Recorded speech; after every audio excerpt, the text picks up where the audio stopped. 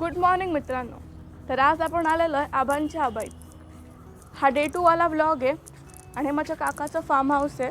खूप मोठं आहे. खूप प्रकारची झाडं आहेत, जसं की काजू, आंबा, नारळ, सुपाऱ्या. असं हे फार्म हाऊस आहे, मोठं आहे. हे आमच्या आबांनी खूप छान मेंटेन ठेवलेलं आहे. म्हणजे प्रत्येक झाडांमध्ये सिमिलर गॅप आहे का तर त्याची ग्रोथ चांगली व्हायला.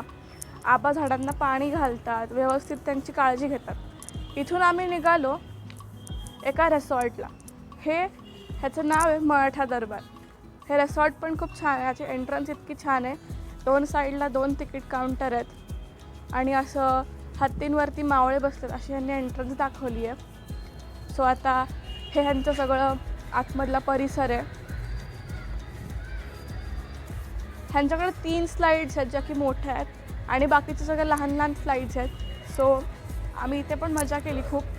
इथे फोटो सेंटर आहे, इथे आपण फोटोज काढू शकतो. आणि ह्या साईडला ह्यांचं टायगर बसलेला आहे. किती निवांत बसला आहे बघा तो, काय टेन्शनच नाही आहे, असा बसला आहे.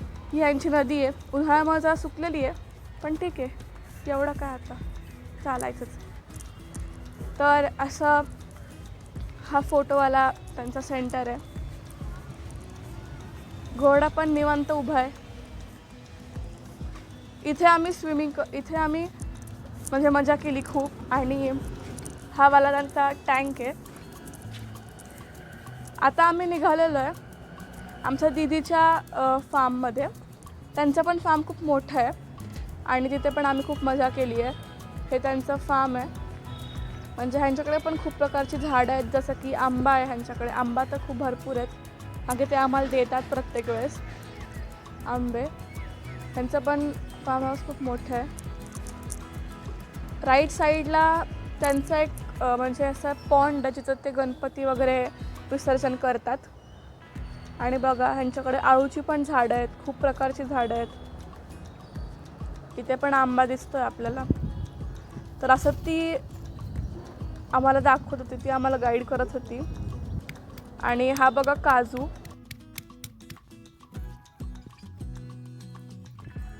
आणि तो बघू शकता आतमध्ये कसं छान काजू दिसतोय. तर ती आम्हाला फोडून दाखवत होती की तो कसा झालाय तयार. चीक होतं खूप त्याला. तर असं त्यांचं इथे हे सगळं त्यांचं ग्राउंड आहे. इथे ते क्रिकेट खेळतात सगळे त्यांचे कझन्स मिळून.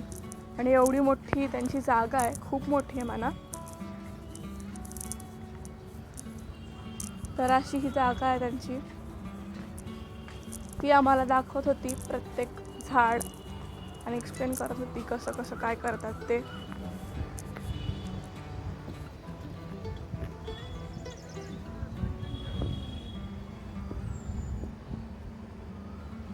इथून जाताना मला अशी फुल टेम्पल रन वाली वाईब आली, कारण की तो असा हाफ रोड होता आणि असं खाली होतं बघा, हा दिसतोय हा रोड. असं वाटलं की फुल टेम्पल रन खेळतोय, तशीच वाईब येत होती.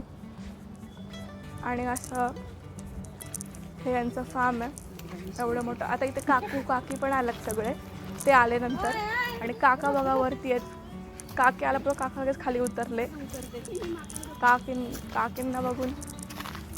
तर असं ते काका आम्हाला आंबे काढत देत होते. आणि बघा ते अजूनही आंबे काढत आहेत तिकडं. एवढे आंबे त्यांनी दिले, भरपूर दिले म्हणा. आणि हे असं एका काठीला नेट लावून ते आंबे काढत होते.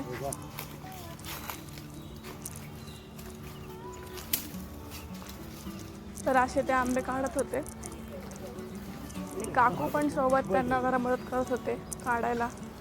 ते बघा ते काठीला नेट लावलेली आहे छान अशी. आणि ते आंबे पडतायत त्या नेटमध्ये. ह्या आजी खूप भारी होत्या, म्हणजे बोलायला वगैरे. ह्या आजींनी काकांनी आम्हाला जेवढे काढले फणस तेवढे ते आजी जरा त्यामधले गरे काढत होत्या. आणि ह्यांच्या गाई बघा बघतात तुमच्याकडे. तर असा यांचा गोठा आहे हा. आणि असा यांचा गोठा आहे. रस्त्यात करवंद पण आम्ही काढली थोडीशी. तुम्ही बघता ते सगळेच करवंद काढत होते, ते काकू पण, दीदी पण, आणि तिकडे आमची मम्मी पण होती, ती पण करवंद काढत होती.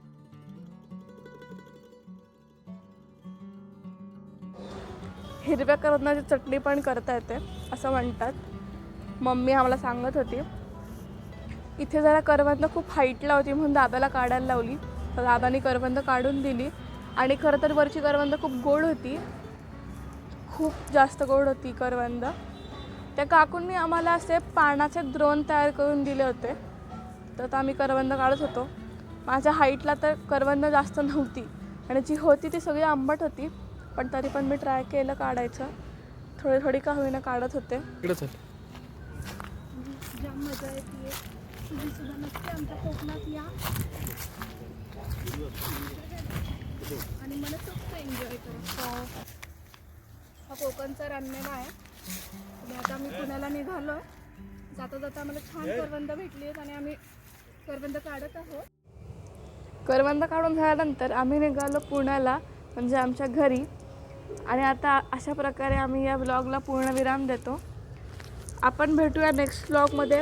तोपर्यंत या व्हिडिओला लाईक शेअर सबस्क्राईब करायला विसरू नका आणि बेल आयकॉन दाबा, जेणेकरून तुम्हाला आमच्या न्यू व्हिडिओचे नोटिफिकेशन्स पण मिळतील.